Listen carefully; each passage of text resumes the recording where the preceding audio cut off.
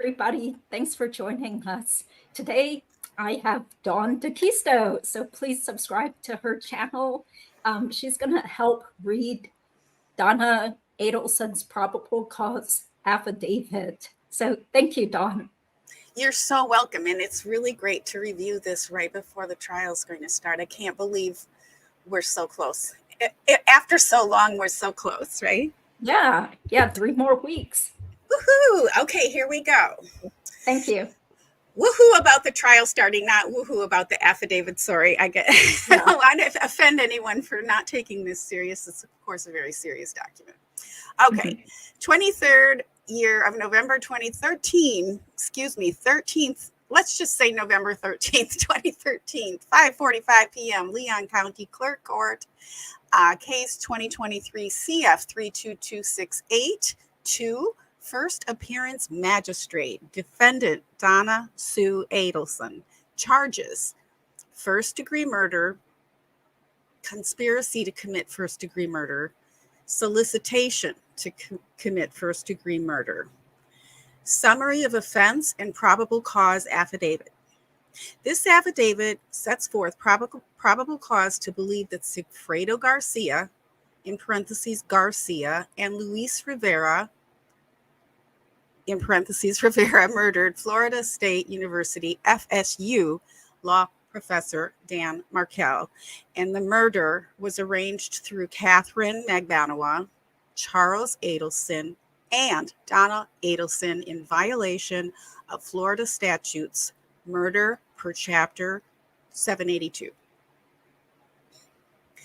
On Friday, July 18th, 2014 at 11:02 a.m., a report of a shooting was received at 2116 Trescott Drive, the home of Florida State University Law School professor Daniel Markel, in parentheses, in Tallahassee, Florida. Upon arrival, Tallahassee police officers found Markel slumped over in the driver's seat of his vehicle from an apparent gunshot to his head. Markel was transported from the scene to a local hospital where he later died from the injuries sustained during the shooting. The investigation of the crime scene found no indication that this incident was a part of any other criminal intent, such as burglary or robbery.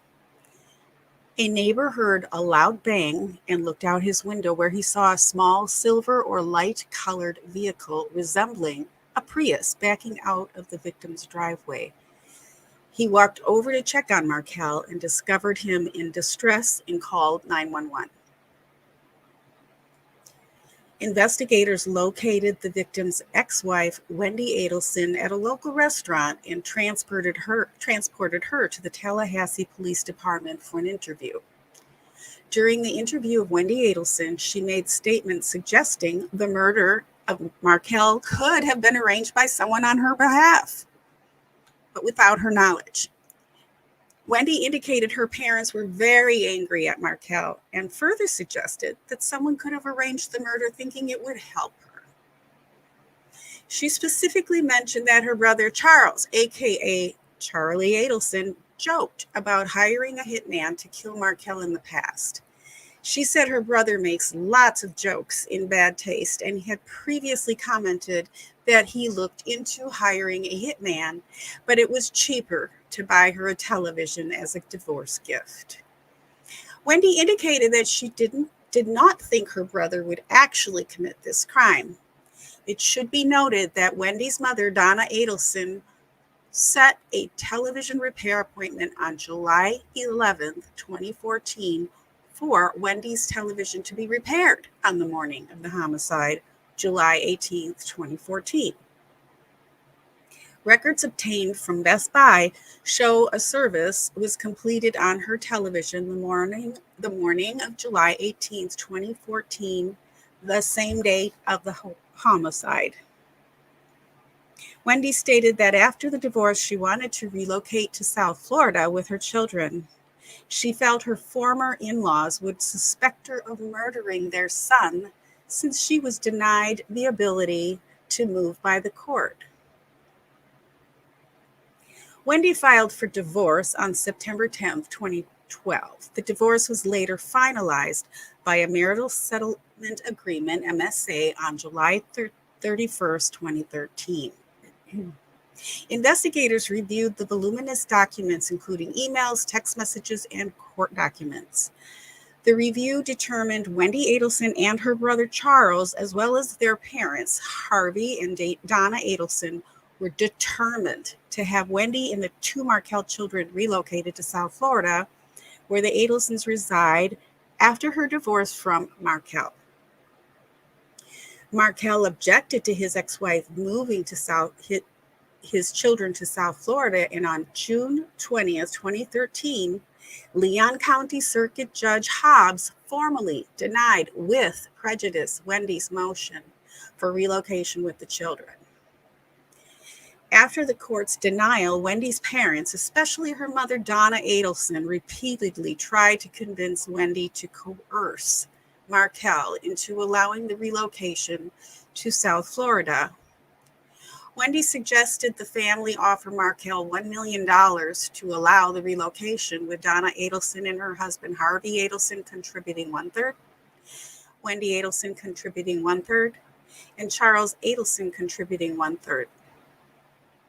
Donna also suggested that Wendi threaten to convert Markel's children to Catholicism, knowing Markel was very observant in his Jewish faith, and that the religious practices of the children were of utmost importance to Markel.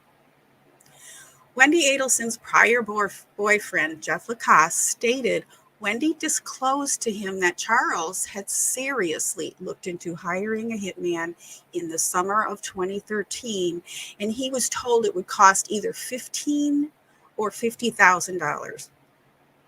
Lacasse also reported that when he was visiting Charles Adelson with Wendi Adelson in the spring of 2013, Charles Adelson bragged about being connected to a Cuban criminal element.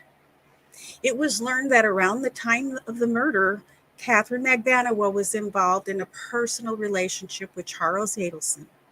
Magbanua's cellular telephone number was 786-564-1312. Call records show Magbanua as one of Charles' top contacts, and text communication confirmed the relationship was more than a friendship. It was later confirmed by Catherine Magbanua. Charles Adelson enlisted Magbanua, who then enlisted the father of her two children, Sigfredo Garcia, to carry out this murder. Garcia enlisted Rivera's assistance, and Magbanua, Garcia, and Rivera were compensated for their actions. Magbanua was the only link between the Markel and the shooters, Garcia and Rivera. Magbanua's only ties to Dan Markel are Charles Adelson and a couple instances where she met Wendi Adelson.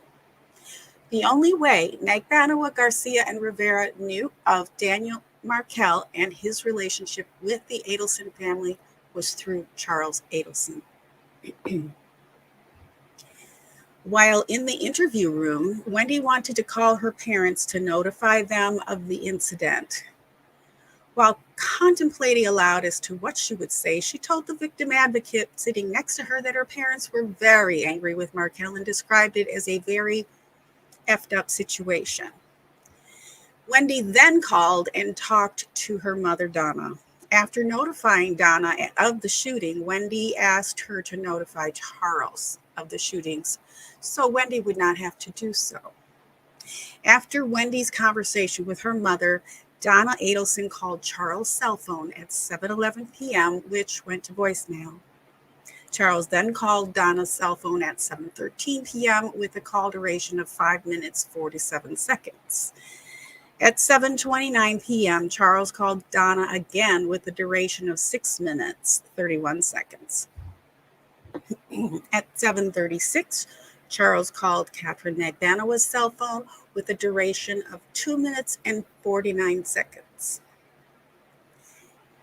Wendi's parents, Harvey and Donna Adelson made contact with the lead TPD investigator at Markel's memorial service on Sunday morning, July 20th in 2014 in Tallahassee. They agreed to contact the TPD investigator to arrange for an interview before returning to South Florida. The following day, the TPD investigator contacted Wendi on her cellular telephone. Once the investigator identified himself, Wendi claimed to have a bad connection and the call was terminated. Less than 5 minutes later, Wendi's attorney called the investigator and informed him that Wendi left town with her children and parents en route to South Florida. The attorney could not provide a date for Wendi's return to Tallahassee and he requested to be contacted for any further inquiries. Harvey and Donna Adelson left Tallahassee with Wendi and the grandchildren the day after the memorial service without speaking to the investigator as promised. Since leaving, no one in the Adelson family contacted TPD or inquired about the status of the investigation. Charles Adelson did not attend the memorial service for his ex-brother-in-law. In July of 2015, Wendi had her children's surnames changed from Markel to Adelson. This is so sad. On July 18th, 2014, Markel left his home that morning and drove his 2 children to daycare on the west side of Tallahassee. Markel drove to Premier Health and Fitness Center. Markel arrived at Premier, where surveillance video shows a silver or light green Toyota Prius enter the parking lot after Markel parked his car. After Markel went into the health club, the video captured the Prius in the parking lot where the driver moved the vehicle to different parking positions while Markel was in the building. No individuals ever exited the Prius. Additional surveillance video discovered for the day of the homicide showed the same Prius before and after the homicide, including following Markel into Markel's neighborhood immediately prior to the shooting. After analyzing surveillance videos, the suspect vehicle was determined to be a 26 to 2009 Toyota Prius with silver pine mica paint color.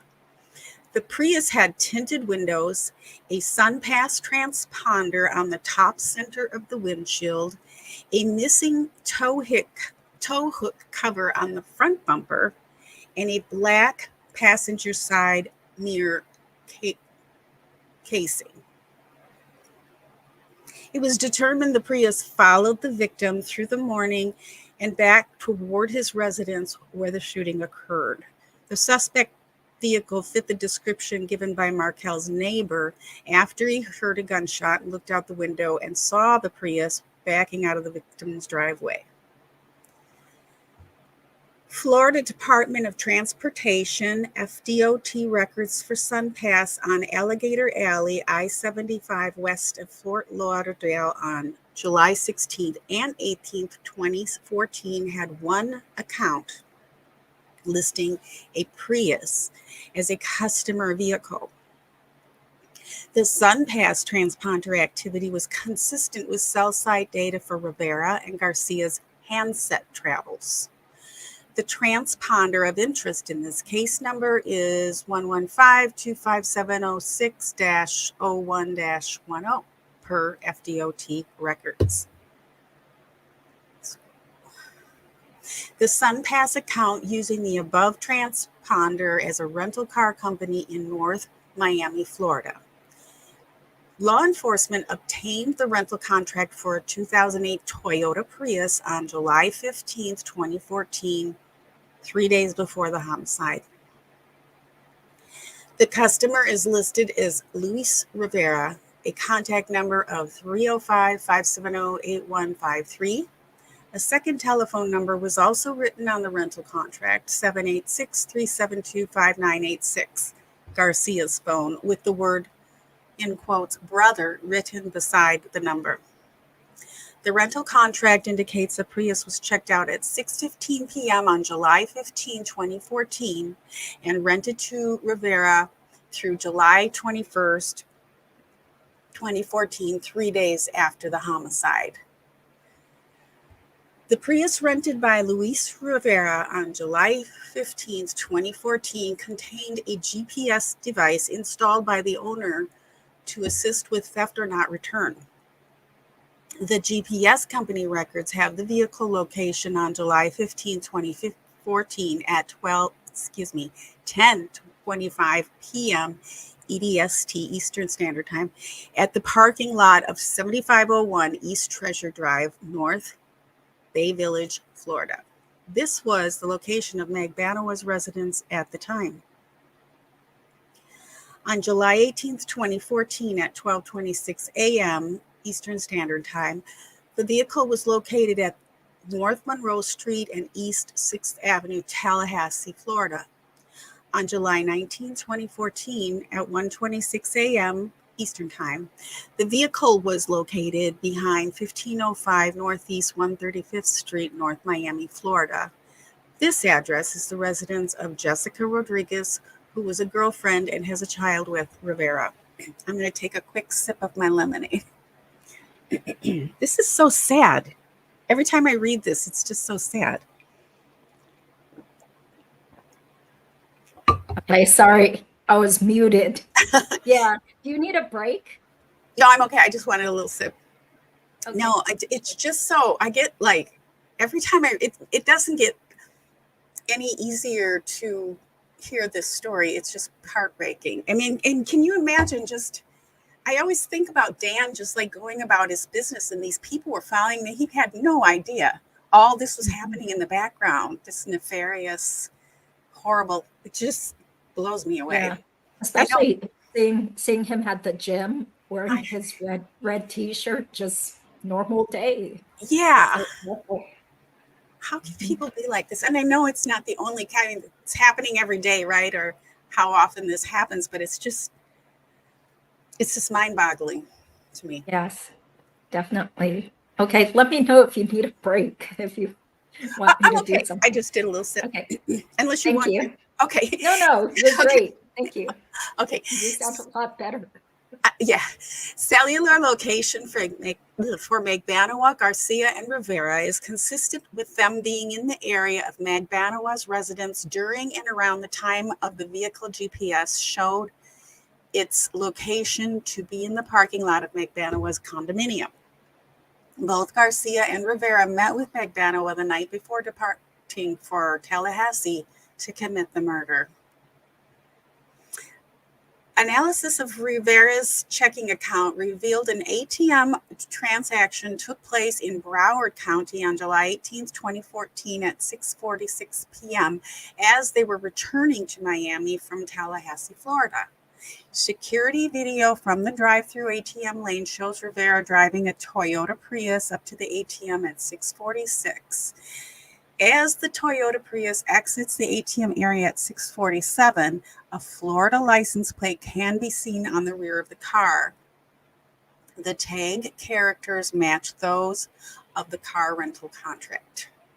Cellular records show numerous contacts between Catherine Magbanowa and both Charles Adelson and Sigfreda Garcia.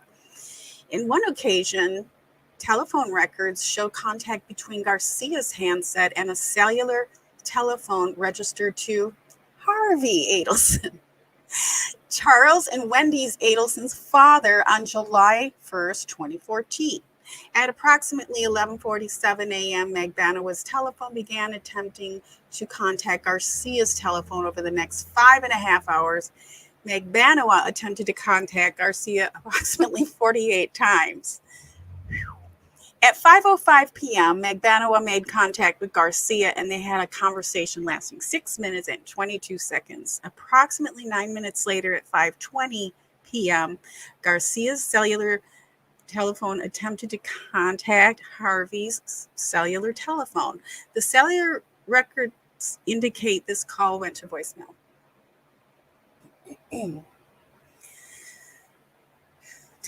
Telephone number 786-372-5986 was being used by Garcia prior to the murder and had been in contact with Magbanowa's telephone number 786-564-1312 approximately 2,700 times between May 1st, 2014 and July 19th, 2014, when Garcia's cellular phone ceased activity the day after the homicide. The telephone number 305-570-8153 belonged to Luis Rivera during the time leading up to the murder. The following contacts took place the morning of July 18, 2014. At midnight through 12:23 a.m., Rivera's and Garcia's handsets communicated with cell sites in the area of Roadway Inn on North Monroe Street. 12:01 a.m., Magbanowa contacts Garcia over 1 minute. 12:07 a.m., Charles Adelson contacts Magbanowa over 7 minutes. 12:34 a.m., Magbanowa contacts Charles Adelson less than a minute. 1:02 a.m., Charles Adelson contacts Donna Adelson. 1:03 a.m., Charles Adelson contacts Magbanowa 20 minutes. 8:09 a.m., Donna contacts Wendi Adelson, 35 seconds.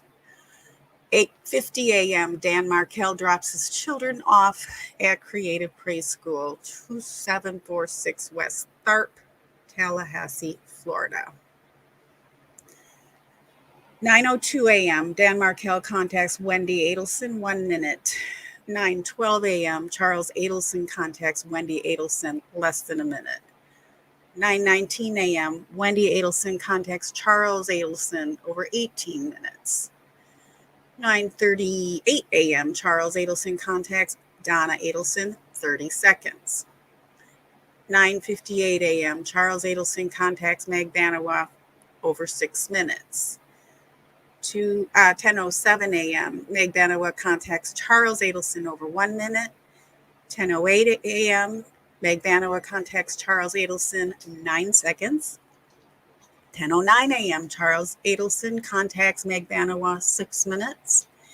10:52 to 10:55 a.m., neighbors hear gunshots and see small light-colored vehicle pulling out of Markel's driveway. 11 a.m., subject on phone with Markel attempts to call Markel back. Call goes to voicemail. 11:01 a.m., subject texts Markel asking if it's okay. 11:02 a.m., Markel's neighbor calls 911. 11:06 a.m., Donna Adelson contacts Charles Adelson, either attempted call or text. That's interesting. 11:22 a.m., Charles Adelson contacts Donna Adelson, 7 minutes. 11:30 a.m., Charles Adelson contacts Magbanowa, 30 seconds. 11:31 a.m., Charles Adelson contacts Magbanowa, 5 minutes. This part is interesting to me. These calls never quite, there's something missing. Okay, sorry about that. That was me, not the reading. On the morning of July 18th, 2014, Garcia's telephone ceased activity just before 10 a.m. while in the area of Premier Gym, with the last text messages occurring at 9:58 a.m. The next event on Garcia's telephone was text messages and or notifications being received at 12:29 p.m.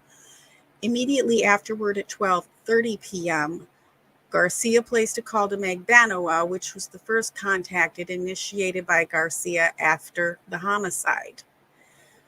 This call, I just lost my place.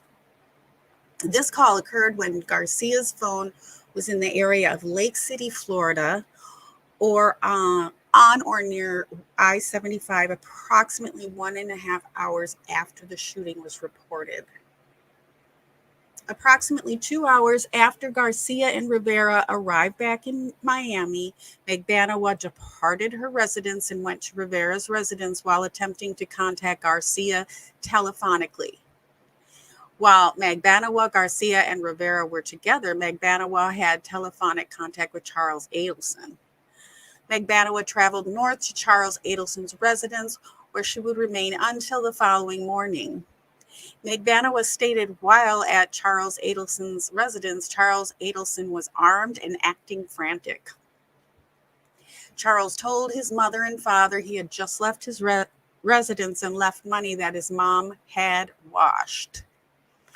At Adelson's trial, Magbanua testified that the money she received was damp and moldy, consistent with being physically washed, and it was stapled into $1,000 stacks. Magbanua took a Xanax that was provided by Adelson and fell asleep. The next morning, July 19, 2014, at 9:44 a.m., Magbanua left the residence and was told by Adelson that the money was in the trunk of her car. Magbanua attempted to contact Garcia. Communication records on Charles Adelson's iCloud show Donna Adelson telling Charles Adelson she was outside your house at approximately 8:59 p.m. on July 18, 2014. Cellular records for Donna Adelson and Harvey Adelson show an arrival time of 1:25 a.m. in Orlando, Florida, leaving an approximate hour and a half time block consistent with her being at Charles' residence.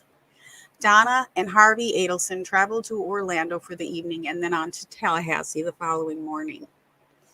Prior to the homicide, Magbanua was employed at a Miami area dental office. Investigation revealed that after the homicide occurred in July 2014, Magbanua started receiving paychecks from the Adelson Institute for Aesthetics and Implant Dentistry, which were handwritten and signed by Donna Adelson.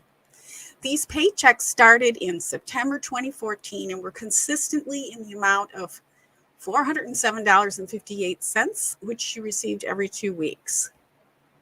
The memo section of each check indicated it was for a period of 10 days, usually preceding the date of the check.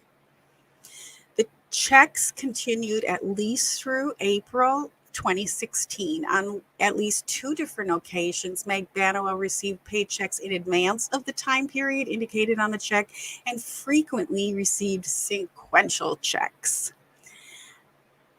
Magbanua received a significant amount of cash after Markel's murder. In the month following the murder, Magbanua deposited over $13,000 in cash. In the 6 weeks following the homicide, she deposited more cash than she did in the entire year leading up to the homicide. These numerous deposits were conducted mostly through ATMs in the increments of $300 to $2,000. From the homicide through November 5th, 2015, the total amount of cash that investigators identified deposited into Magbanua's accounts is over $56,000. This amount is over and above the paychecks she had received. The investigation revealed that Magbanua did not work at the Adelson Institute.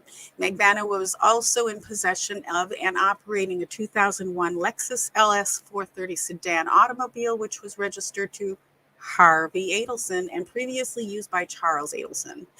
On January 23, 2016, the title for this car was transferred to Magbanua and a new license plate was obtained in Magbanua's name.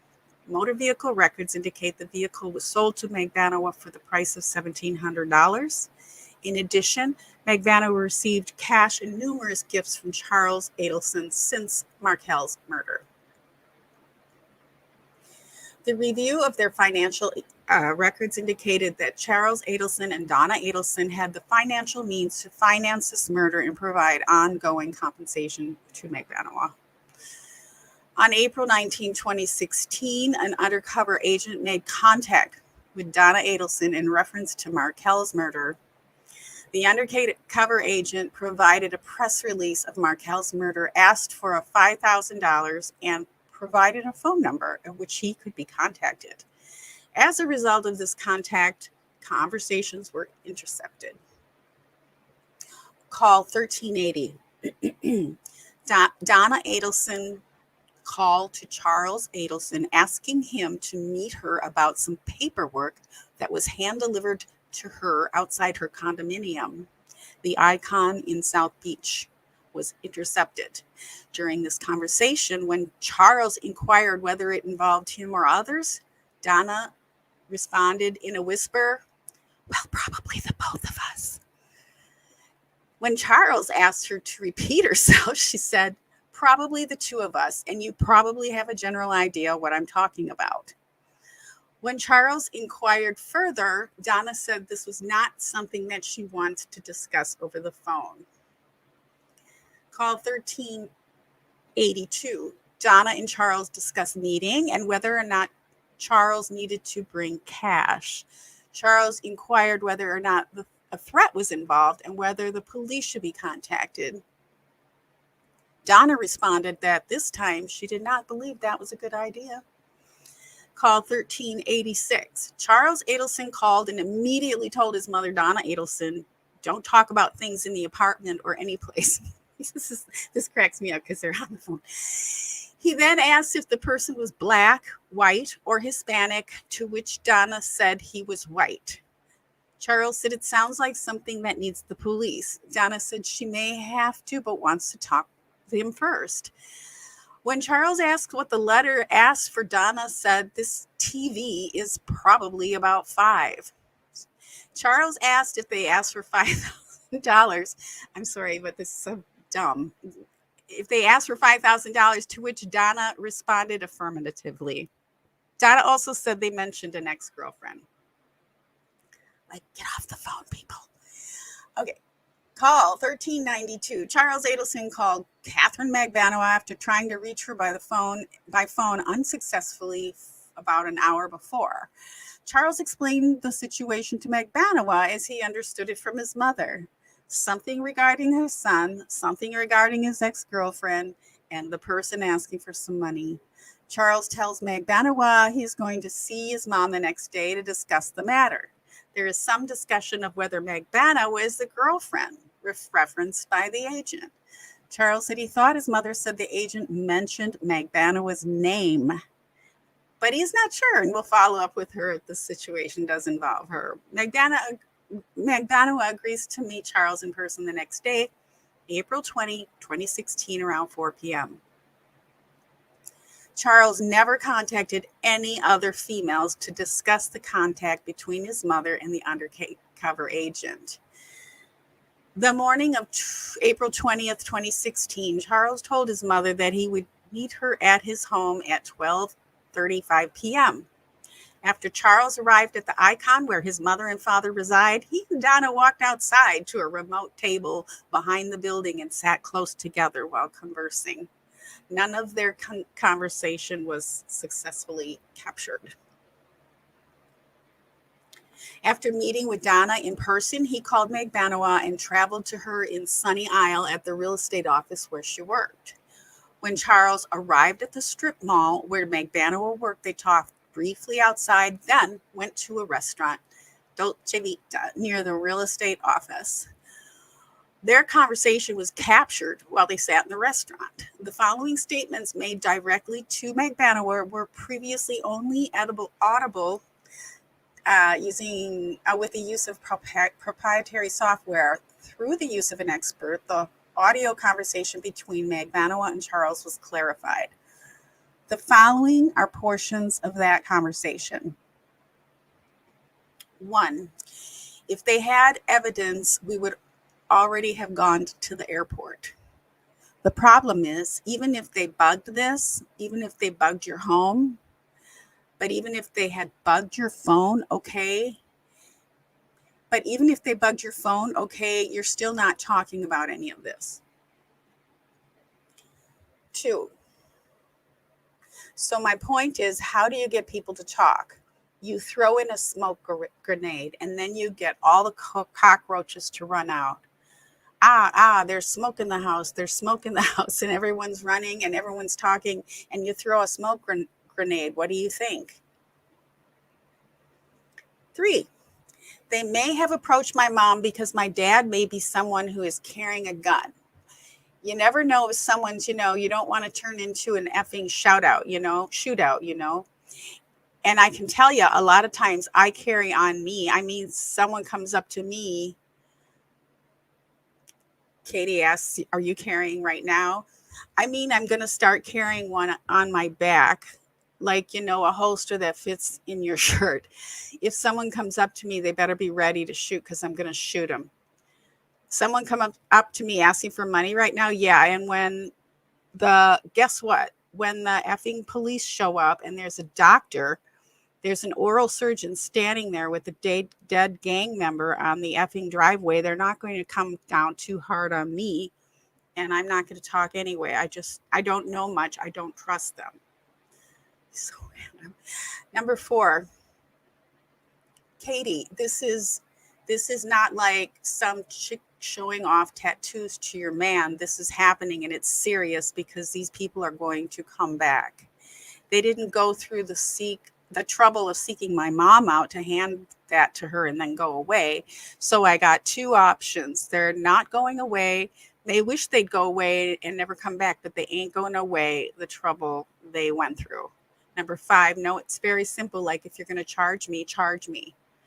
Number 6, what I'm saying is that this person is not going away. They came very equipped with details. Where did the details come from? I don't know the details. Number 7, 2, they said the guy's name was 2-0. I don't even know who the F that is. Is there just 2-0? KM Supply's name, 2 Toes, incarcerated now. I know that you have been helping out Katie and helping your family and helping out Katie and her family. Now 2 Toes family needs your help. My mom was like, I don't even know what you're talking about. And he goes, well, maybe this will refresh your memory. And he handed it to her. KM talking. And she said, respect, spoke like polite. She goes, polite and well spoken. I said, did he act thug? Did he have talk with a thick Spanish accent or anything? She said no. I said, was he white or Hispanic? She said he was white, but he could have been Hispanic. But that KM talking, yeah, could have made mistakes. I mean, everybody in Miami is Hispanic, so it's like you can't tell. Number 8. So, Katie, they'll be back. These people know about whoever it is knows information. Number 9, let me ask you a question. When everybody was there the next day, did any of you take any money? It's not like you were driving around in a Bentley, cruising around in a mega yacht, Someone he must at some point, but otherwise he'd have no idea that I had anything to do with. Number 10, it could. I wish it was a cop playing games. Why didn't they know it was me? If it was a cop playing games or an investigator playing games and they didn't mention me, they didn't mention your son's girlfriend, Katie, not mention me at all, and my family. And I think if they thought I had something to do with it, they would find me and they'd talk to me. You know what I'm saying? Like go talk to the person who's involved, not people who aren't involved. 11. And I'm not involved. Still, I'm sorry. I'm going to try and have a straight face here. And I'm not involved. But if they knew, they knew. But if they knew your relationship with me, not my family, like I dated you, not my mom, they knew my dad's name. This person obviously doesn't even know that we dated. That's the direct connection. Who is her boyfriend? The 71-year-old guy, Dr. Adelson, or the 37-year-old Dr. Adelson? Yeah, 37. Let's go talk to him. Dr. Adelson. That's what they do. That's who they'd talk to, not waste your time with mom. They need to talk to someone who knew what went down. And so wouldn't it make sense that your connection to my family is me? Number 12, your connection to my family is not my mom. Like, yeah, you work for the office now because the checks are from there. And that's just because you come in and work on the weekends, which I trust that you're doing because I I'm never there when I see you. I'm never there when I see you. You tell me to do it and the place looks clean, so you get your checks. You clean up, whatever, but that's neither here nor there. This person knows information, and even if they are cops and that information said your name, they also know that they're claiming that someone who had something to do with this is incarcerated. I don't know anybody in jail. Number 13, Katie, him. Number 14, this is what I want you to do. I want you to call up this person and say that I got a call from some friends of mine who say you reached out to them and you mentioned my name. And remember, protect your name recently.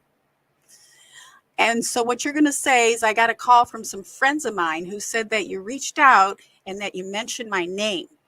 These people want to go to the police because they had nothing to do with what you're talking about, okay? And frankly, I don't know what you're talking about, but the name sounds familiar of who's incarcerated, so I'm going to give you something as charity to help the less fortunate. But do not contact these people again, or they're going to the police. And let them know you had to do everything in the world to prevent these people from going to the police because they don't know anything. And I don't know anything. And that the name sounds a little familiar, and I'm going to help you out with some charity. And don't ever contact me, my friends, or my family again, or we'll go to the police. Number 15. Katie, I'll go to the moon and back for you. And that's without even saying, I don't need to say that, KM, but that's what, it's like, what I'm saying. KM, help me out.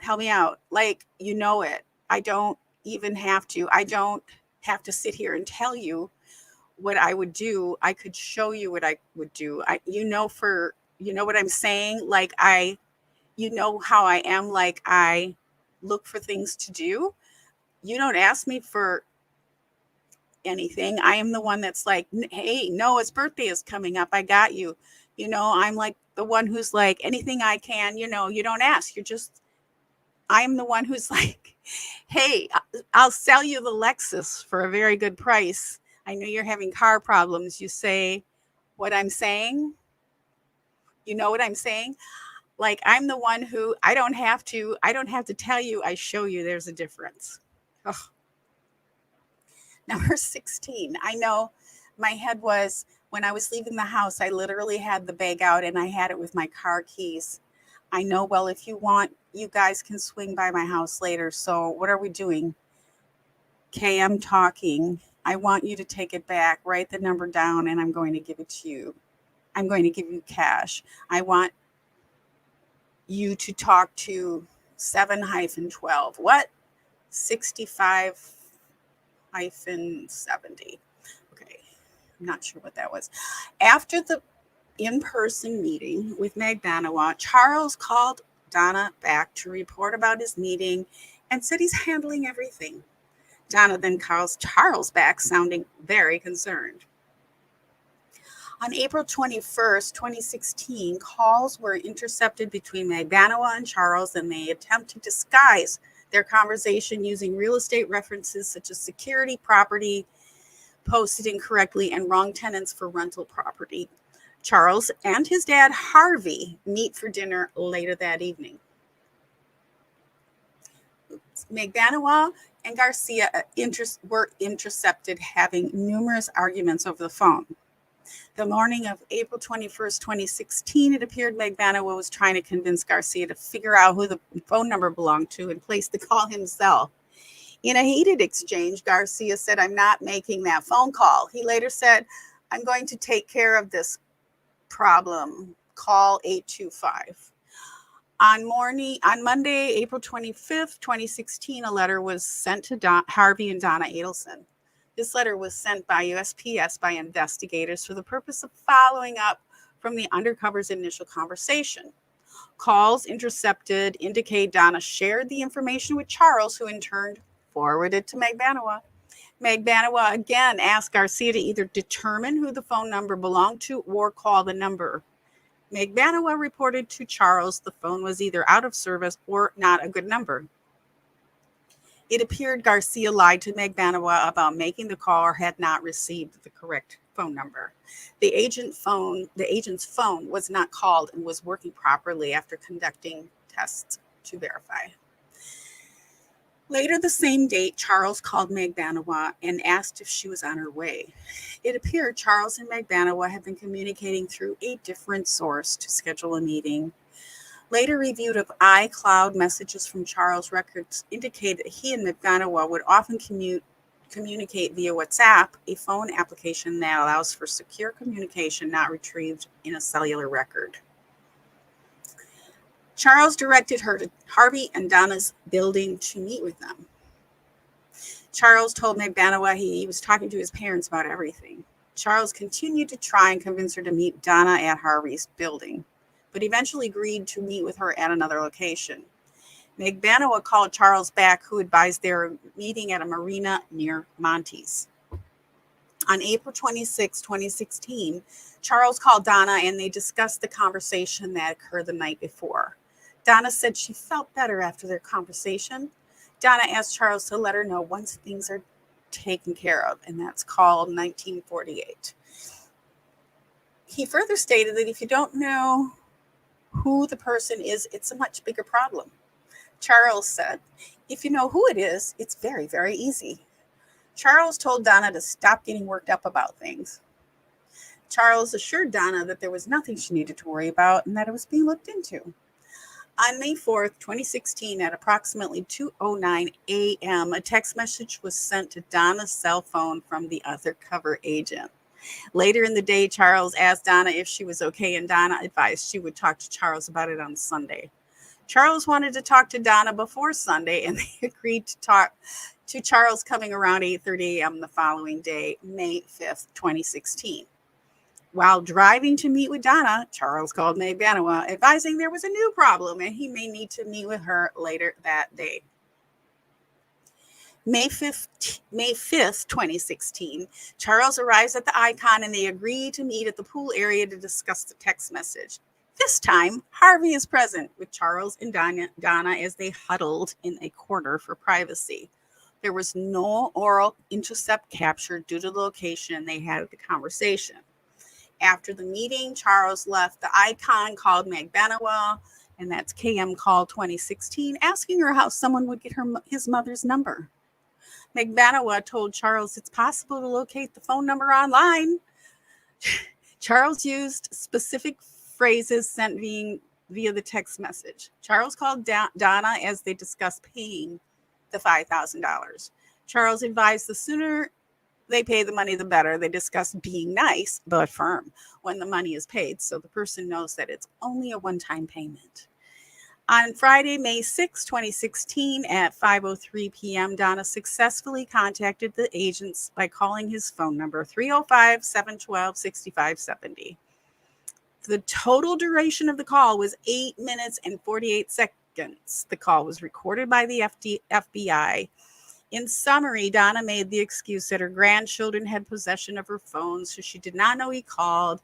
Donna went over the previous contacts between herself and the agent. She said she took him seriously and she was stressed out. She claimed she asked friends, what should she do? She denied knowing anything referenced by the agent concerning help provided to her by the agent's friend, Rivera. She then brought up the reward offered and suggested he seek that out instead. The agent reminded her all he asked for was $5,000. Donna claimed she had nothing to do with the death of her ex-son-in-law and that she was left out of the loop. The agent reminded her the problem was not going away, and she did know Magbanua and what was done for her. Donna continued to deny knowledge and ended up conversation saying she'd call the agent back. Call 3290, May 7th, 2016 at 5:07 p.m. Did I skip? Yeah, okay. Charles told Magbanua about the new CD he wanted her to listen to, indicating he had a recording of the call between Donna and the agent. Charles used the reference potbelly pigs, in parentheses, police, to which Magbanua responded, that's not good. On May 25th, 2016, Sigfredo Garcia was arrested for his involvement in the case. On May 26, 2016, electronic surveillance suggested that Charles Adelson and Catherine Magdanowa were in close proximity to each other and may have met in the overnight early morning hours. On June 29, 2016, Luis Rivera was arrested for his involvement in the case.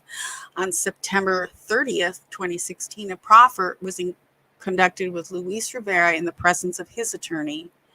This proffer was not recorded. Rivera was sworn prior to any testimony. Rivera stated he has known Sigfredo Garcia since childhood. Garcia told Rivera about a high-dollar robbery he wanted to do with Rivera in Tallahassee, Florida. The first time Rivera and Garcia traveled to Tallahassee was in June 2014. Once they departed for Tallahassee in June 2014 was when Rivera learned Garcia wanted him to commit a murder, not a robbery. Garcia promised Rivera $30,000 to commit the murder. While en route to Tallahassee, Garcia provided Rivera with more details explaining a woman with 2 kids wanted her ex-husband murdered so she could have full custody of the children in Miami. Garcia told Rivera the offer was presented to him by Catherine Magdanowa and the total payment for the murder would be $100,000. Rivera suggested robbing the woman of the $100,000 instead of committing the murder. Good idea. The two traveled with a long barrel 38 Taurus revolver and a short barrel black 38 Smith & Wesson revolver. The two around the victim residence followed the victim's vehicle. Rivera recalled Garcia having a colored printed photo of the victim with words printed on it. Rivera could not recall what was printed. They would eventually park the car at Winthrop Park and wait for the victim to leave. Rivera would later show investigators where they parked the car and the routes they took to the victim's residence. Rivera indicated Garcia told him Magdanowa approached Garcia with the offer of $100,000 to be divided amongst the three. $40,000 was for Garcia, $35,000 for Rivera, and the remainder was for Magdanowa. Garcia later offered $2,000 more to Rivera. After losing the victim and failing to complete the murder in June, the two decided to return to Miami. Approximately a month later, the two returned to Tallahassee to commit the murder. Rivera rented the Prius in his name. They arrived in Tallahassee in the early morning, July 17, 2014. The same morning, July 17, 2014, they drove to the victim's neighborhood. While driving around, Garcia involuntarily discharged the revolver through the floorboard of the Prius. Rivera noticed the car starting to lose power, and they learned Garcia shot a hole through the gas line. They were able to repair the vehicle and continue traveling. A search warrant was issued in October 2017 for the Prius. The fuel line underneath the passenger side of the vehicle was spliced together, and the corresponding hole was located in the floorboard, consistent with information provided by Rivera. The following morning, July 18, 2014, Rivera and Garcia traveled back to the area of the victim's residence where they observed the victim leaving the neighborhood. They followed the victim around town as he dropped his kids off and went to Premier Gym.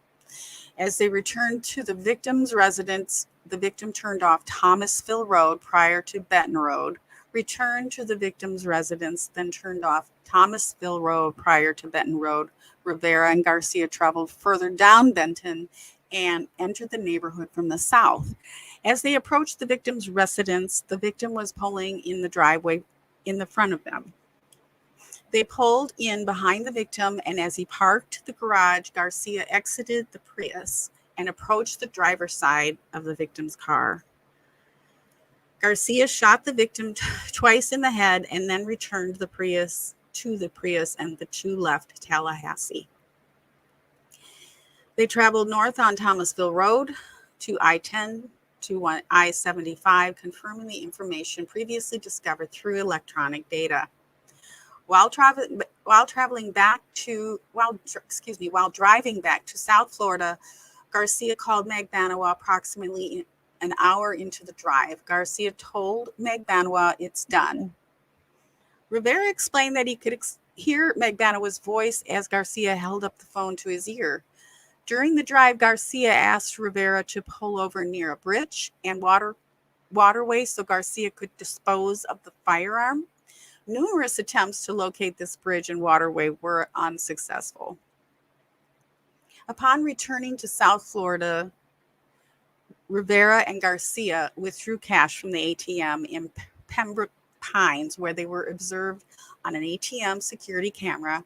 They then drove to Rivera's residence. The following morning, Rivera received a call from Magbanua. She told him if he wanted the money, he needed to tell her where to meet because she could not get a hold of Garcia. Rivera knew Garcia was at Stephanie Carmona's residence, so he called the friend Anthony Ortiz to pick him up. While waiting to return home, Rivera received a call from his child's mother, Jessica Rodriguez, whom he lived with. Jessica told Rivera that Garcia and Magbanua were at their residence with a package for him. Rivera returned home as he observed Magbanua's white SUV in the driveway. As he entered the residence, he received a package from Magbanua on Garcia. Rivera did not want Jessica to know what was in the package. Rivera then left the residence with Garcia. Rivera described the package as a stack of $100 bills stapled together. Would you like to take over for a few paragraphs? I'll get some more drinks. Okay, had to unmute myself. I'm sorry, I was in the middle of responding to a comment there, so I got a little distracted. Thank you so much, Dawn. I kept feeling sorry for you, like, oh my gosh, her throat must be hurting now. No, I've been drinking. No, I'm good. Okay, what was the last sentence you just read? Rivera then left the residence with Garcia. Okay. Rivera described the package as a stack of $100 bills stapled. Okay, sure. Okay, let's see what I can do. Otherwise, I'll revert to the Donna voice because I can talk better using the Donna voice. But then people get all mad about that, but whatever. Okay, you can't please everybody. In July of 2018, contact was made with June Umchinda. Umchinda was a girlfriend of Charles Adelson at the time of the undercover operation in which an FBI agent approached Donna Adelson. Of relevance in her interview was her recollection of Charles Adelson having stapled money in a safe in his residence. Okay, should I do Donna voice? It's hard talking. Sure. Okay. June stated she followed the case in the news, and when she heard about stapled money, she found it odd because she remembers Charles keeping his that way. June also testified that Charles Adelson was acting angry, agitated, and nervous around the time of the undercover operation and Magbanua arrest. Adelson advised June that he gave Magbanua a car and financed a portion of her breast augmentation. June Umchinda also observed Donna Adelson to be stressed out during this time frame. And Donna Adelson made a statement to June Umchinda that she felt Dan Markel was haunting her from the grave. This is perfect. Should I keep going, or do you want to take over? I think I can do it now. Is that the end of Donna? Yes. So start with July. Okay. Sorry. Okay. No worries. In July 2021, contact was made with Ryan Fitzpatrick. During the interview with Fitzpatrick, it was learned that the two had a falling out in recent years over financial disagreements. He said Charles' entire demeanor changed when Magbanua was arrested. Adelson started putting up security cameras and was constantly paranoid of arrest. During a conversation with Fitzpatrick, Charles Adelson said, "You can get away with murder if you keep your mouth shut." But he didn't do that. Fitzpatrick also stated he knows Charles staples his money together because he has received money from him in that manner. Fitzpatrick said Charles staples his money in $1,000 increments. On October 29, in October 2019, Garcia was tried and convicted. He was sentenced to life in prison. In April 2022, after the clarified audio recording from the Dolce Vita revealed Charles Adelson making additional incriminating statements, he was arrested for first-degree murder, solicitation to commit first-degree murder, and conspiracy to commit first-degree murder in May 2022. Catherine Magbanua was tried and convicted. She was sentenced to life in prison. In October 2022 and November 2022, the proffers previously mentioned were conducted with Catherine Magbanua. In October 2023, a trial for Charles Adelson commenced. On November 6, 2023, Charles Adelson was found guilty on all charges. He is set to be sentenced in December 2023. In Charles Adelson trial, Magbanua testified that Adelson told her that his mother, Donna Adelson, had just departed his residence at the time Magbanua arrived on the night of the homicide. Magbanua said the money she received appeared to have been washed. Jail calls from after Charles Adelson's guilty verdict include multiple calls in which Donna Adelson is telling Charles Adelson that she is getting things in order, creating trusts, and making sure her grandchildren are taken care of.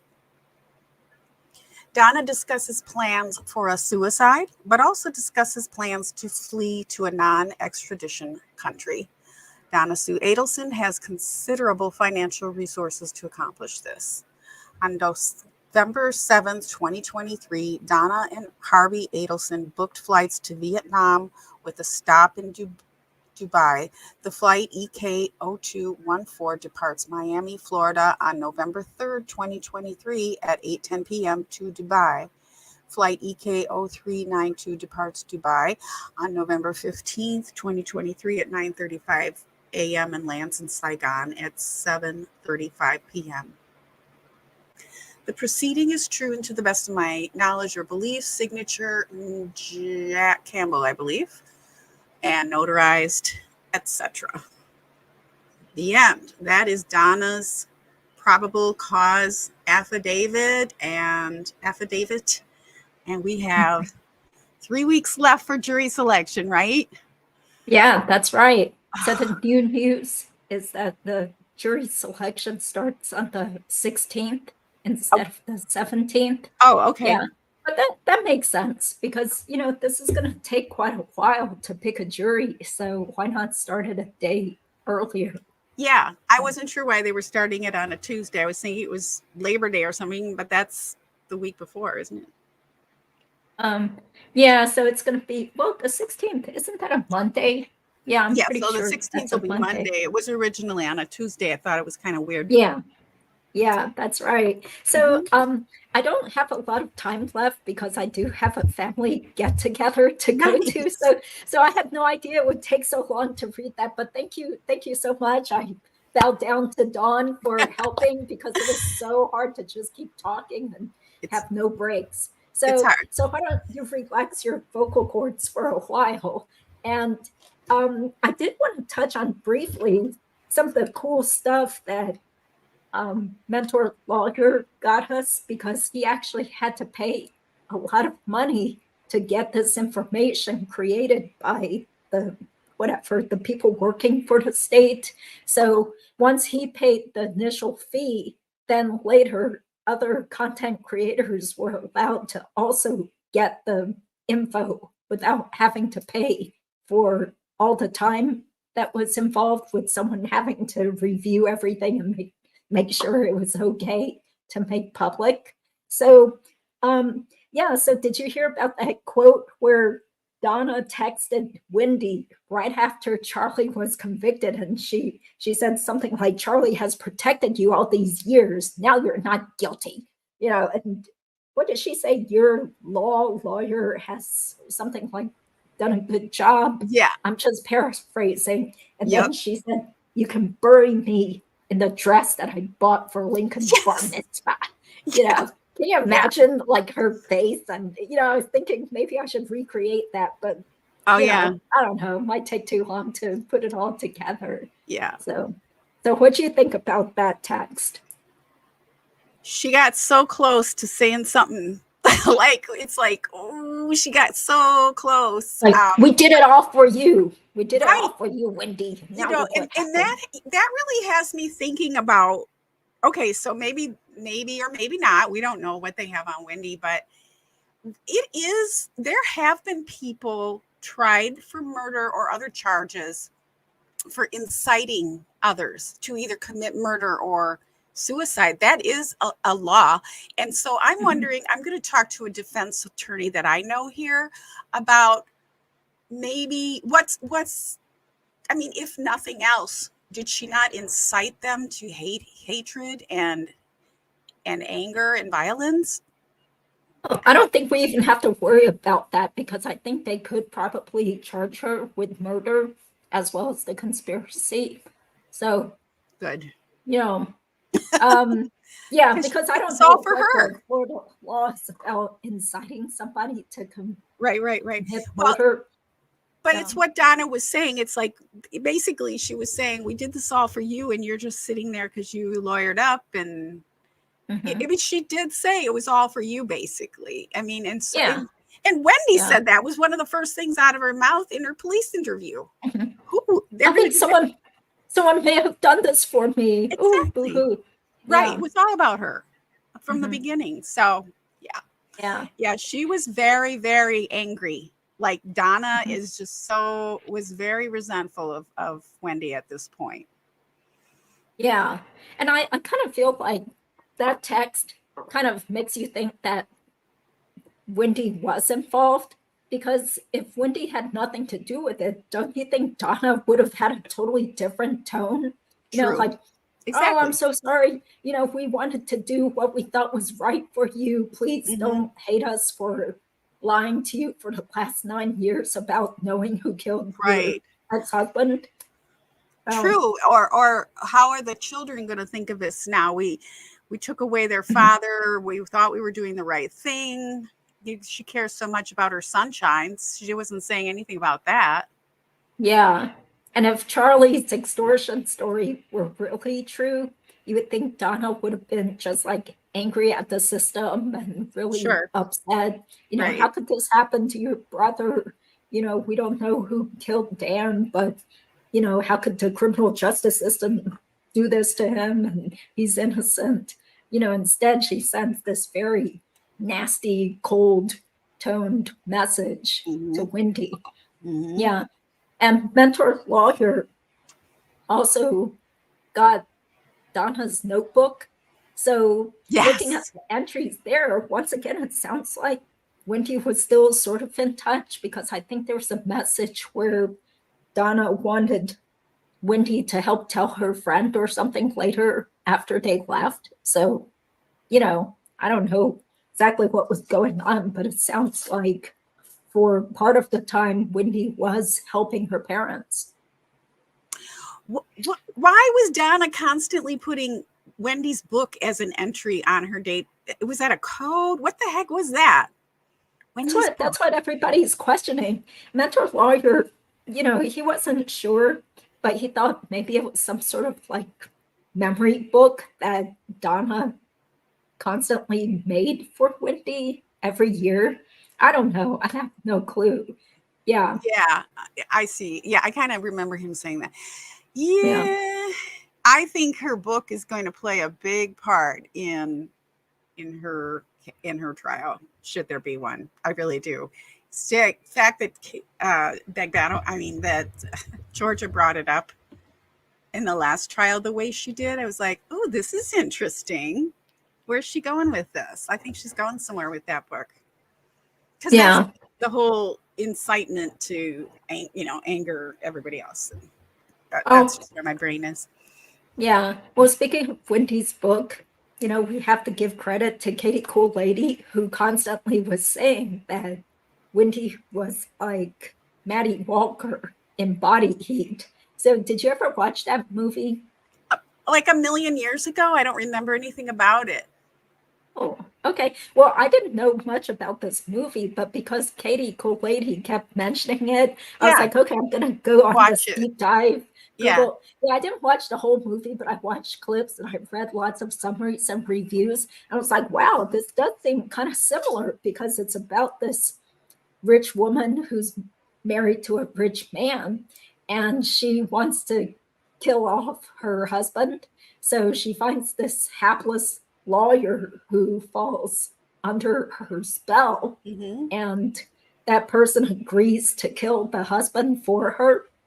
And so he ends up being like the patsy. You know, his life is ruined. What else happens in the movie? I feel like she screwed over somebody else too, like maybe her husband's daughter. Like she got rid of that kid from inheriting in the will. So ultimately, the lawyer who did the killing winds up in prison while she's like on the beach sipping a drink or being served by someone, enjoying life after, you know, just ruining other people's lives and killing off the husband. So, and isn't it funny that Wendy's character in her book, the last name was Walker. So same as Maddie Walker. Oh, interesting. Yeah. So, I mean, I think that's a weird coincidence. I think maybe she did it on purpose, picking these names for all of her characters. Everything had a meaning. Right. What do you think about Lily? Where did Lily come from? Oh, because she likes being the white, pure, you know, because like just in her book, Lily, her character is like the white savior to these like colored folk, you know, these like downtrodden women from other countries, the poor immigrants, and she's saving them. So of course she wants to be Lily, you know, and she talks about how her character, the Wendi character, has green eyes, and one of the clients gives her a teddy bear with green eyes painted on it, or Abogada Lily. So, yeah, so it is really weird, like these parallels between her book and what happened in real life, plus this whole Maddie Walker Body Heat character comparison. So, that is interesting. And someone mentioned that Wendi isn't creative, so she would probably have to pull from other creative works in order to put her story together, which I agree with. Yeah, it was very autobiographical. Yeah, I vaguely remember it was. It was William Hurt and Catherine something. I can't remember who the actress was. Body Heat. I want to rewatch it now. Oh, okay. That's a good call. That's a good call from Katie. Thanks to Katie Cool Lady. Yeah. Kathleen Turner? Turner. That's it. Yep. That sounds right. Is that her? Yeah, because I also started reading about these actors. Yeah, Kathleen Turner. Yes. William Hurt. Yeah. So anyway, I think that movie was out 1981. No wonder I don't remember it. I know. Yeah, I was in elementary school. Yeah. Well, I saw it. I remember seeing it, and I was too young to pick up on anything. You know what I mean? It was just kind of like, what is happening? I wasn't that interested in it, but I remember it somehow or another. But I want to see it now that I'm an older person, and I would probably pick up on this. And now with that whole Wendi connection, that would be interesting. Yeah, exactly. I wouldn't be surprised if like she had heard about the movie, or her mom had seen it and told her about it or something. Yeah. So yeah, let me think of what else to do. Do you guys want to just do the trivia quiz for fun, and then I gotta take off? Sorry. Yeah, no, you go ahead and take off. And I just wanted to say that I'm planning to start doing either Trivia Pursuit or some kind of a trivia Dan Markel game with other creators such as Judy and others. So watch for that in about a week to start pulling that together. Just kind of decided to do that last week, and I reached out to a few people to see if they'd like to. It'll have categories and questions, and then it'll have, you can play And there's going to be an option to donate to the Dan Markel Fund. Also, I'm going to work that out. It should be pretty simple, though. Yay, quiz. Okay. Yay. Okay. Well, I do have time to just hurry up and do this quick quiz. And if the winner happens to be in the US or Canada, then we do have a lovely prize, which are these little owl rhinestone stud earrings. Woohoo! Neat. So this is what I gave to Patty N. So Patty has a pair too. Yeah, I don't think it's showing up well, but you can see these are little cute owls with crystals. So, okay, but it's only for people who, sorry, but I can't pay all that fee, all the expenses No, of that's smart. sending stuff internationally. Yeah. Okay, so I'm gonna whoever mute myself, I'm not going to participate. Okay, You'll yeah, let her because you probably chat. know this place too well too. So. Okay, yeah, so I'm gonna flash up a question, and the first person with the correct answer gets a point. And I think total I have about 12 to 15 questions. Okay, so ready? Okay, so this is the first one. What were Donna Adelson's last words to Sammy on the phone? Okay, does anyone know the answer? Because I read this with Remy, so. Geez, no one's answering. I guess it's too hard. Is it too hard? Someone answer. Well, there were 3 phone calls. Are you talking about the first phone call? Well, the phone call with Sammy, where she actually called Sammy. When she called him back? Yeah. Okay. Yeah. And she was like, oh, that's right. It this wasn't is Adelson. Yes. Is this from Sammy? Sammy? Okay. Let's see. Okay, so who got it? Has to be exactly what she said. So she did not actually say, I'll get back to you. Let me scroll up. Who actually said, I'll call you? Did anyone actually answer that? I'll call you. That's Carrie B. I don't think anyone. Let's see. I think Carrie B got it. That's what I was going to say. What Carrie B said. What does BSN mean? T. Kim Selha. I think she meant to just say BS as a comment. Oh. Okay, so should T. Kim Selha get the point? I can't see going back. Let me go back. Right. Yeah, because she said, I'll call you BSN. Oh, gotcha. Yes. Okay. I'll call you. I'll call you back. Okay. No, she said, I'll call you. In a low voice, I'll call you. Okay, so T. Cancel gets a point. Yay, here. T. TC. Okay. And she is in the US. So if she wins, she could get the owl earrings. Okay, next question, number 2. Let me cut and paste it from my Word document. Did you know that answer, Dawn? Yeah, I thought it was I'll call you back. Yeah, it was I'll call you. Yeah. Okay, next question. What is Katie McBanuel's middle name? Okay.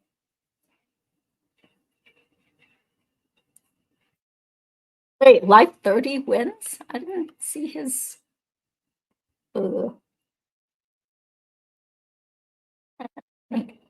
Okay. Well, if we consider T. Cancela being correct, then she got the point. Okay. Plus Life 3030, I think that person is in Australia, maybe. So yeah, so you can play for respect points, but I can't send the price there. Okay. Sammy was the fake name of the undercover FBI agent who bumped into Donna. Okay. Okay, no, it's not Elizabeth, not Lynn, not Marie. Liar Pants. June, no. Murderous, no. Evil, Sammy.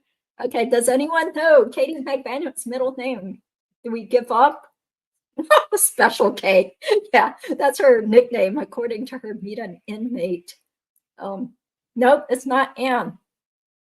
Starts with a D. Okay, should I just say no one? Husty? I can't remember. Okay, nobody knows. Okay, that's okay. So I'll just go ahead and say it then. Yeah, what is it? Diane. Diane. Wow. That's so okay, weird. so it's Diane. Diane. Okay, well, Carrie got it. But, Carrie got it. Okay. She probably looked it up. I was looking it up. Okay, thank you, Carrie. Dits. Barb says dits. Some of these answers are pretty fun. Yeah. Dumb. Okay. Yeah, okay, y'all got it right, but Carrie gets the point because she was first. Okay. Okay, next question. Boy, this is lasting a while.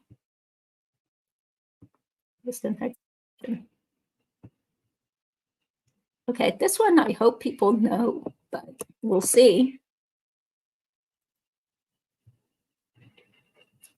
Okay.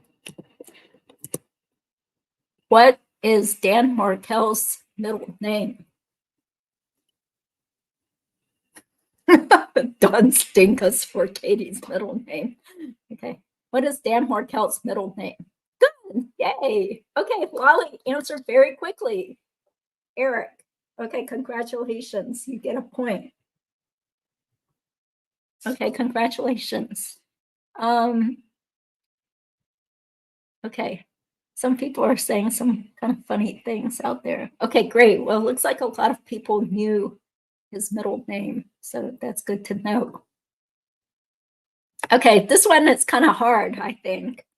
But if you've been active in the chats and stuff, you guys probably did catch this. Okay. Who said, you know what they say, you can't get a leopard to change its stripes? Hey, anyone know?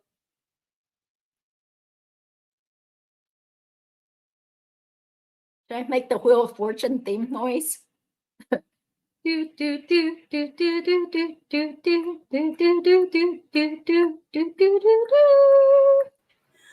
thinking of the Jeopardy song. I'm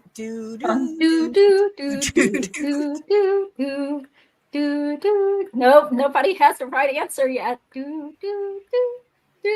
Diana C says my daddy said. My daddy said. Sounds like something I would say. No, not Donna, not Charlie, not Georgia, not H.M. Sanford. Shadrick. Yeah. Somebody said Shadrick. No. Charlie, not June. No, not Yindra. No, not Ryan. I think I know, Rashi, but I'm no. not sure. Someone said Fancy. Wendi, no. Okay, do you guys give up? It's not Ryan. Isom, nope. Charlie, nope. Wendi, no. How many each animal did Moses? Okay, bro. Rachi, no, not Jeffrey. I think people are saying the same names, not Bree. No, not Joel Wolfman. It sounds like it, honestly, to me, should I say something? Yeah, go ahead. I don't think anyone knows. It totally sounds like something June would say. No, it's but not. I don't think it's June. Okay, well, okay. Yeah, Carrie, you're right, but you don't have the actual name. It's Sherry Bennett. Oh, yeah, Officer right. Sherry Bennett. When she was speaking with June, yes. Yeah, that's right. Yeah. Yes. Good try. Good job, Carrie. But very good. That's funny that people are saying Joel. That's the Kratos mom. Okay. All right. No, it was not Katie. Okay, so nobody got the point for that. Okay, next one. Ooh. So this one, I actually did get this wrong in the past. I was surprised, but I was like, shoot, you would think I would know this. Okay, next question. Spell correctly the first and last names of Sigfredo Garcia's lawyer at his trial. Okay, who's first?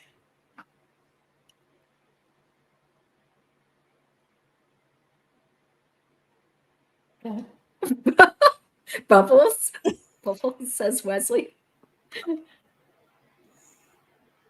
Exactly, Diana. They don't have.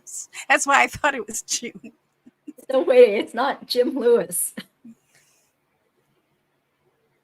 Two lawyers. Still waiting. She had two lawyers. They were from Miami.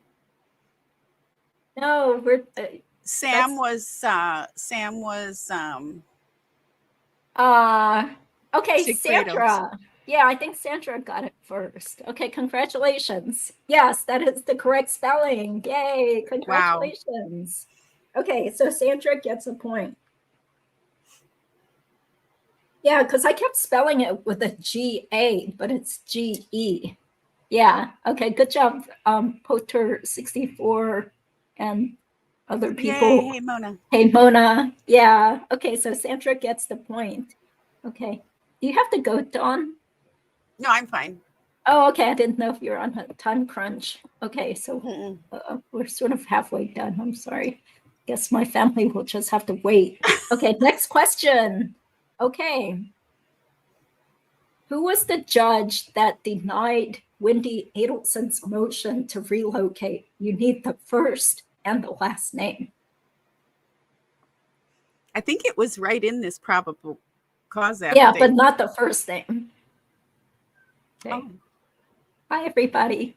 Thanks for joining. Oh, good job. Good job. Okay, True Crime Wifey. Yay, congratulations. Yeah, she made some of her own headlines, that judge. Yeah, because didn't she try to go into the police interview when her son got arrested? She did it. She did go into it. Yeah, it's on tape. Yeah, thanks to Mentor Lawyer, he put that on his channel. Was that on ML? Yeah, I can't remember, but that was trippy.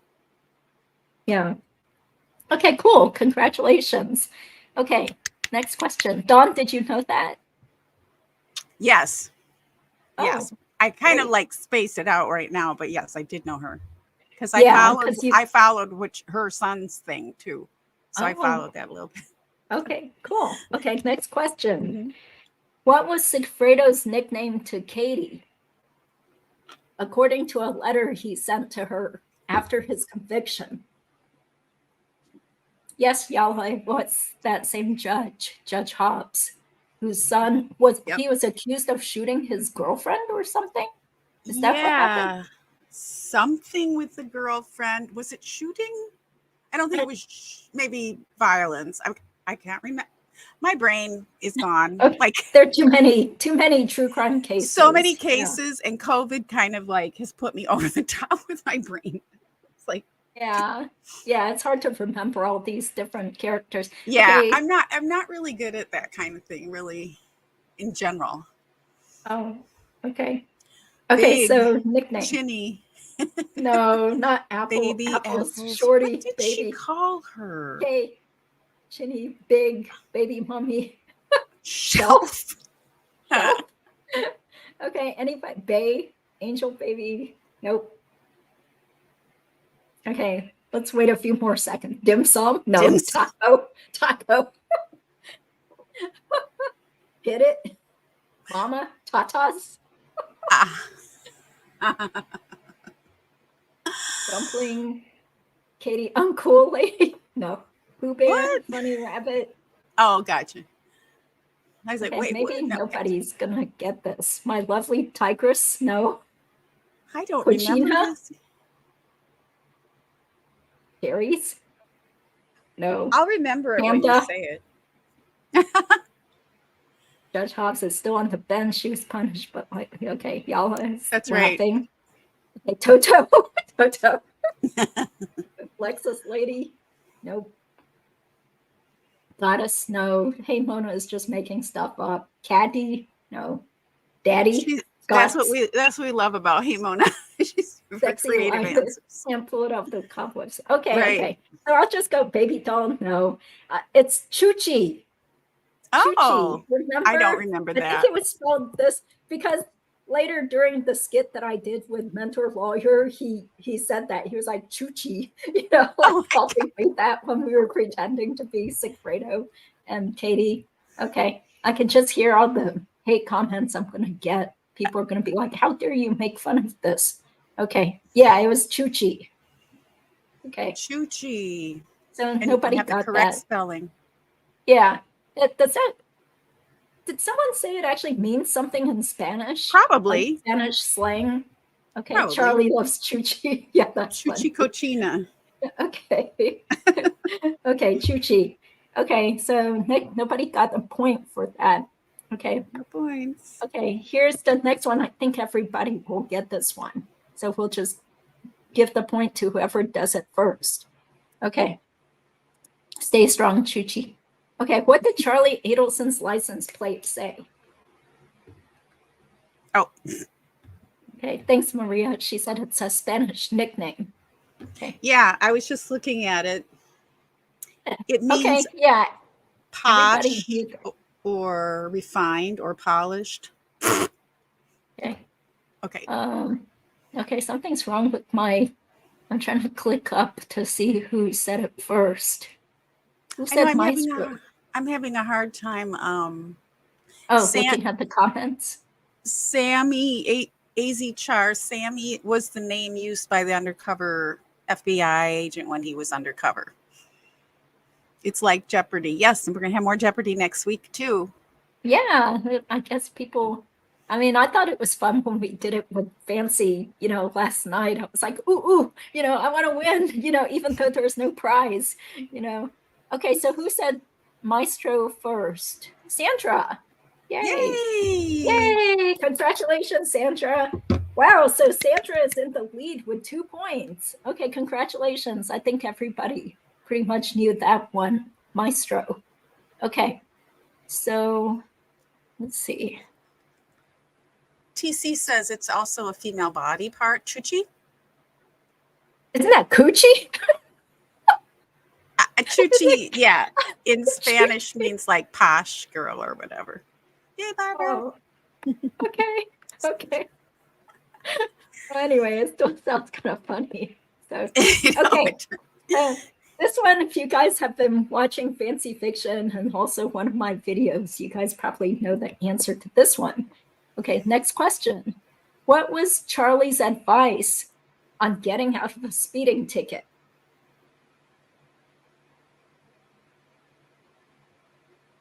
Oh, okay. Barb says Chuchi is definitely a female part. Okay, we learn something every day.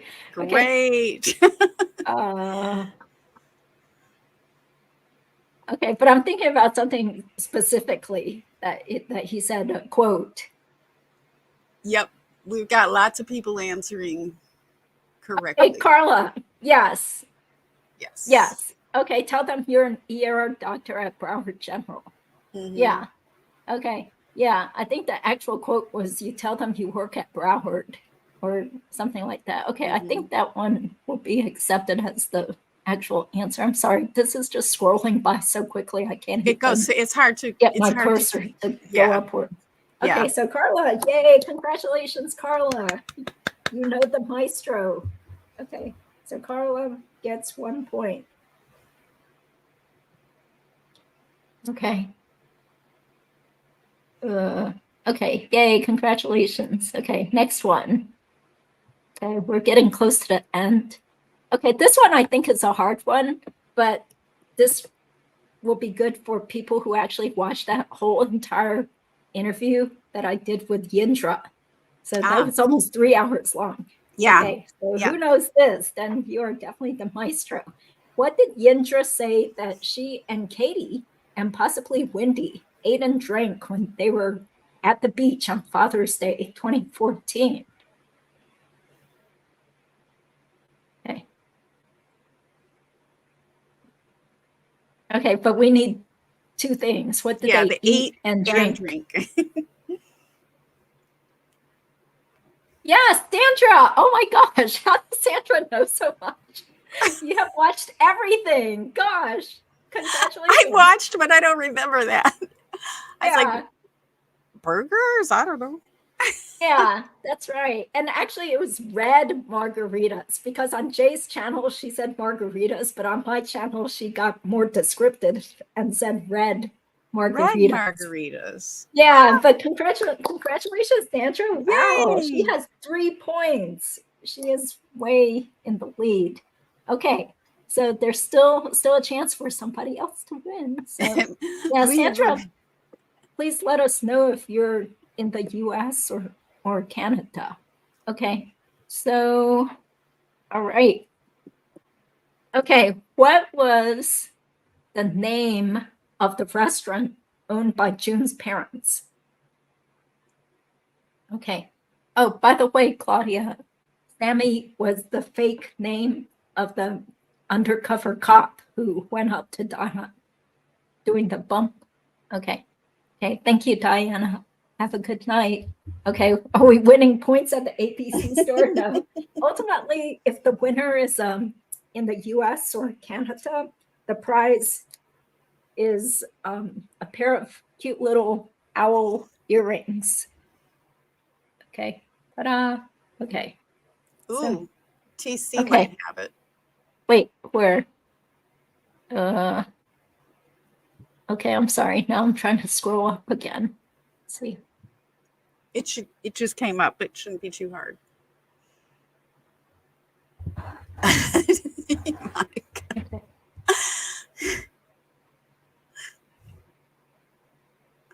Velcro shoelaces. Sangria and chicken sandwich. I was thinking sangria, but I don't remember anything. Okay. Anybody? Wesley, I don't think anyone has given the right answer, although I could be wrong, but. Here, I'll put it in the chat what I saw. Where's the chat? There isn't a chat Okay. here. Well, let's see if anybody gets what I thought was the right answer. There's no chat. Half a point to Wesley for guessing sandwiches. Well, did he say chicken sandwich? Yeah, chicken sandwiches and bread margaritas. That's a good one. Tie me up. Okay. I don't think anybody. Yeah, should I just go ahead and say what I think it is? If somebody got it, they'll chime in. Yeah, because I don't think anyone got it right. It was called the Thai restaurant. Oh, yeah. Thai. It actually still exists. Yeah, somebody bought it. So, or Thai. Yeah, I'm pretty sure that's what it was called. Okay. Based on my sleuthing long time ago. Thai. Yeah. Somebody said Thai Palace. For some reason, I thought it was Thai Palace. Yeah, that was a good guess, though. Tie me to the moon. Okay, so let's see. We're almost getting down to the wire now. Okay. Ooh. Well, this one you guys should get because it was in the affidavit that Dawn just read. Okay. So, yeah, it was Thai. So it was like two of the same words. Okay. What was the name of the preschool that Dan and Wendy's sons attended in Tallahassee? Oh, okay, that was fast. Okay, Lou, congratulations. Yay. Okay, that was easy. Congratulations. Creative preschool. Okay, very good. Okay. Okay, this one might be sort of hard because spelling counts. Okay, this is the next to the last question. Spelling counts. Spelling counts because Donna was a spelling bee champion when she was in middle school or something. Remember? I was the spelling bee champion in 1962 of my borough. I'm just guessing on 1962. Okay, what was the name of the place where Wendi claimed to have breastfed her children during the drives between Tallahassee and South Florida?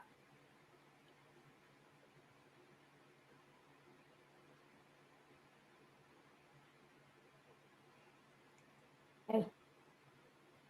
I know. I always forget the name of that place. Lou?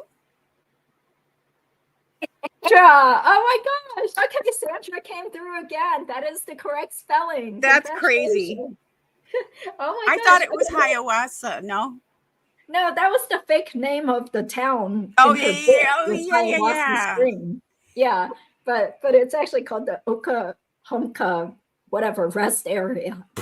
What was the name of where Jeffrey and Wendi went for their last getaway? She had like a conference. It had some sort of like Native American name. Yeah, Native American. Yep.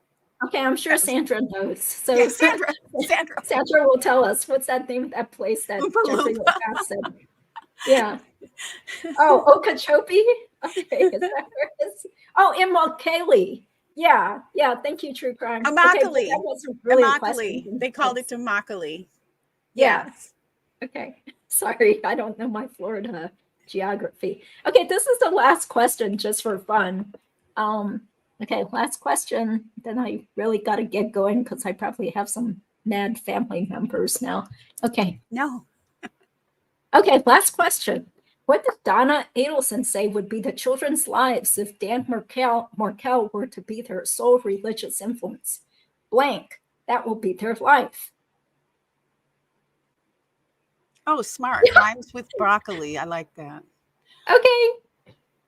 Congratulations. Lou got it correctly. Okay. Wow. She said, sure. Although I think it was spelled without a C, but that's good. Okay. What does that mean? It's like synagogue. 3 of them, though? She said it 3 times? Yeah, she said it because I reenacted it. So I had to keep saying it. Yeah. You know, sure. That would be their life. We don't want you to be the outsider who doesn't join in what the rest of the family is doing. Wendi, this is all about negotiating. So she did say sure 3 times. Okay. Yeah. So that's the same thing as synagogue. Yeah. Mm-hmm. So, okay. So Sandra is embarrassing us all because she knows so much. Okay. Yeah. Oh, okay. Thank you, Mel. Okay. So Mel is teaching us. Shul is a synagogue, yeshiva is a school. Okay. Thank you. Right. Sure. That makes sense. Okay. Cool. Okay. Great. So Sandra lives in the United States? Yeah. Sandra, can you please let us know, do you live in the US or Canada? Yeah, because if so, then I would be glad to send you these lovely owl earrings. Yeah. Okay. So I guess she does live in the US or Canada, since she's saying thank you. Okay. So Sandra, hopefully people please don't spam me or send me negative comments, but I'm going to bravely put my kind of email? Like a throwaway email in here. Beetlejuice. Yeah. Thank you guys for your funny comments and stuff too. So Sandra, if you can please email me your address, then I would be glad to send you these earrings. So hopefully Sandra can see my email in the chat. Okay. Yeah. Congratulations. Yeah. Yay. Okay. Oh, Rich, no, I don't have an owl shirt. Oh, sorry. Yeah, I only have one owl t-shirt and I'm gonna hold on to it because they don't make it anymore. It was from 2013. Oh, right. Yeah. Yeah. We could have them remade, actually. Yeah, that's true. Yeah, unless Banana Republic comes after you for copying their design or something. Yeah, for a couple of them, I don't think they'll know. How are they going to know? Yeah. Let me see the label on your shirt. Oh, okay. Well, I'm sure Wendi, the lawyer's minions, watch our shows, so be careful what you say on YouTube, Dawn. Don't say that, hey, I'm going to make bootleg Banana Republic shirts, you know? So, yeah.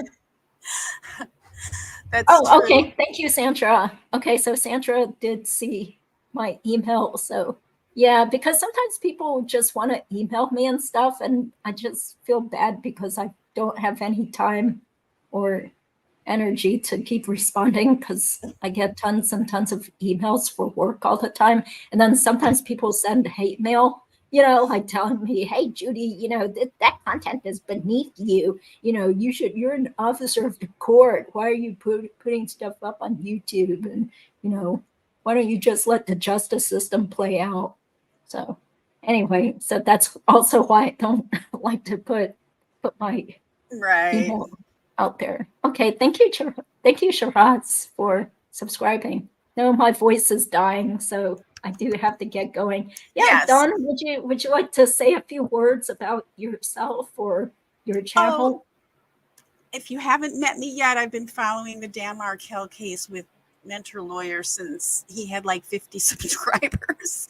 So he's, had me starting, and I wasn't really a true crime person until then. So now I'm watching so many trials, it's ridiculous. But yeah, I'm looking forward to doing like something like Jeopardy or Trivial Pursuit. I'm not sure the format next week, kind of like this. So that was fun. I'm glad you did this. That was fun. We'll do it again next weekend and maybe the weekend before that to get ready for the trial. My questions are not going to be so hard. I'll be glad to type up some questions so you can have them. Yeah, mine are going to have like categories. You know how like Jeopardy has categories, and I've been naming them, and yeah, it's going to be fun. So I just have to figure out like how many questions I want to do and how much time it's going to take and that kind of thing. But I'll figure it out. There's a lot of fun online. You can do Jeopardy on YouTube. I played Jeopardy on YouTube on another channel for something else, and it was super fun. So can everybody play, or do you need to have like a certain number of contestants for your everybody game? In the chat can play?